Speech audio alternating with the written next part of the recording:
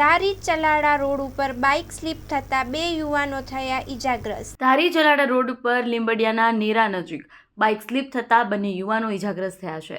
ચલાડામાં રહેતા બંને યુવાનો ચિંતન રાઠોડ તેમજ ભાવેશ રાઠોડ બંને પોતાના કામ સબબ ધારી આવી રહ્યા હતા ત્યારે લીંબડિયાના નેરા પાસે અચાનક બાઇક સ્લીપ થતાં બંને યુવાનો બાઇકમાંથી ફંગોળાયા હતા।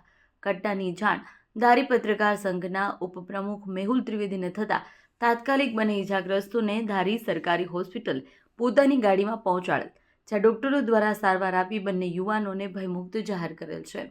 તાજેતરમાં ચલાલાથી ધારી સુધીનો નવો રસ્તો બન્યો છે, જે રસ્તા ઉપર ફૂલ સ્પીડે વાહનો જતા હોય છે, ત્યારે ધારી ગ્રામજનોની માંગ છે કે લીંબડિયાના નેરા નજીક બંને વળાંકમાં જો બમ્પ મૂકવામાં આવે તો આવા અકસ્માતોના બનાવને અટકાવી શકાય। અહેવાલમાં ન્યૂઝ સંજય વાડા, ધારી।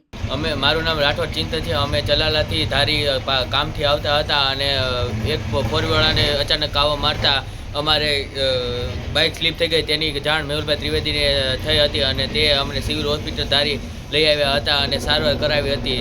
મારી તંત્રને એટલી જ માંગ છે કે તે મોટી કડને બે સાઈડ મોટી કડને તાત્કાલિક લેવલ